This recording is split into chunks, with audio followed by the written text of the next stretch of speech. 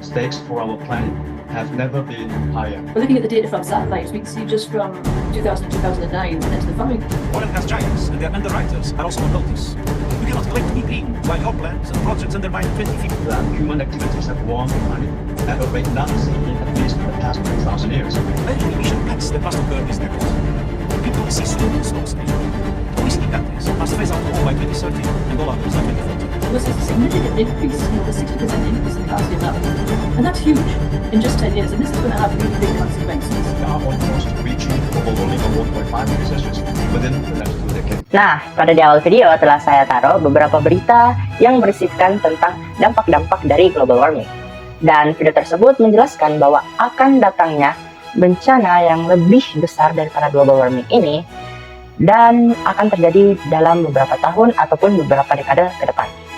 Nah, pertanyaannya, apa sih global warming itu? Nah, pemanasan global atau global warming ini adalah fenomena perubahan iklim drastis akibat kenaikan suhu rata-rata pada atmosfer, laut, maupun daratan. Kondisi ini dapat membuat lapisan ozon semakin menipis dan berdampak pada perubahan cuaca, udara, serta sumber air yang sangat penting bagi keberlangsungan kehidupan. Para ilmuwan menyimpulkan bahwa penyebab utama pemanasan global adalah efek dari rumah kaca atau IRK. Meskipun IRK terjadi secara alami, aktivitas manusia meningkatkan konsentrasi berbagai gas penyebab pemanasan global, terutama karbon dioksida atau CO2.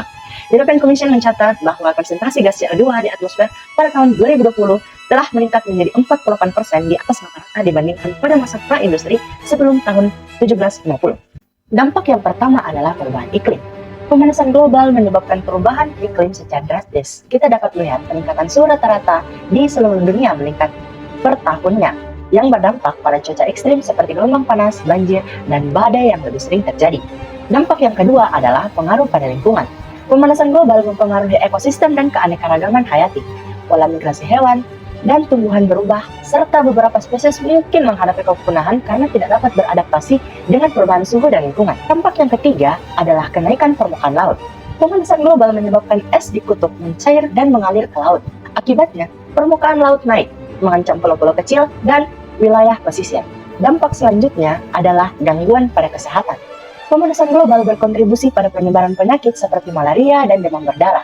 Perubahan iklim juga sangat berpengaruh atas ketersediaan air bersih dan pangan. Dampak yang kelima adalah kerusakan pada infrastruktur. Cuaca ekstrim seperti banjir, badai, dan kekeringan dapat merusak infrastruktur seperti jalan, jembatan, serta bangunan. Dampak yang keenam adalah krisis pangan. Perubahan iklim yang sangat drastis mempengaruhi produk pertanian dan perikanan. Kekeringan dan banjir dapat mengurangi hasil panen dan mengganggu pasokan pangan. Dampak yang ketujuh adalah kehilangan habitat. Pemanasan global mengancam habitat alami termasuk hutan hujan dan terumbu karang. Kehilangan habitat ini berdampak pada keberlanjutan kehidupan makhluk-makhluk atau hewan yang ada di bumi. Dan yang terakhir adalah perubahan sosial dan ekonomi. Pemanasan global mempengaruhi mata pencaharian, migrasi, serta ketidaksetaraan sosial. Negara-negara yang lebih miskin biasanya lebih rentan terhadap dampak ini.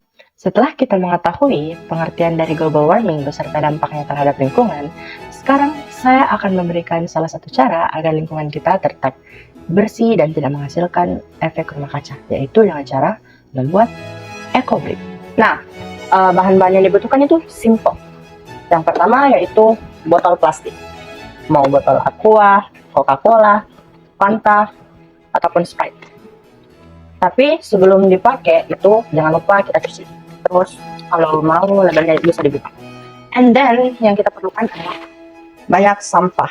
BTW, botol ini dapat diisi dengan styrofoam, kertas, kardus, ataupun sampah plastik seperti ini. Kali ini saya akan menggunakan sampah plastik. Yang akan kita buat kali ini adalah eco-brick. Eco-brick merupakan botol plastik yang diisi penuh dengan sampah plastik non-biodegradable yang telah dipotong-potong kecil. Tujuannya adalah untuk mengurangi volume sampah plastik yang masuk ke lingkungan dengan cara mengemasnya ke dalam botol untuk dijadikan bata ramah lingkungan yang dapat digunakan dalam berbagai konstruksi dan keperluan lainnya. Dalam satu botol ini dapat menampung sekitar 10 hingga 20 kg sampah plastik, tergantung pada ukuran botol dan seberapa padat sampah plastik yang dimasukkan ke dalamnya. Semakin padat sampah plastik yang di dalam botol, semakin banyak berat yang dapat Ini dia hasil dari guntingan sampah yang telah saya masukkan ke dalam botol plastik ini. Sampah yang saya gunakan adalah sampah sisa deterjen. Kalian bisa pakai sampah sisa snack, kardus, ataupun styrofoam seperti yang telah saya sampaikan sebelumnya. Nah, meskipun dapat dilihat di sini botolnya akan penuh, tetapi di sini terdapat space kosong ataupun gap di antara botol-botolnya karena kita hanya perlu menambahkan lebih banyak sampah ataupun mendorongnya. Jadi overall hasilnya seperti ini. Semoga data ini bermanfaat bagi kita dan lingkungan agar pemanasan global dapat berkurang sedikit, agar kita dapat hidup lebih lama dan lebih damai tentunya. Sekian dari saya. Assalamualaikum warahmatullahi wabarakatuh. Dadah.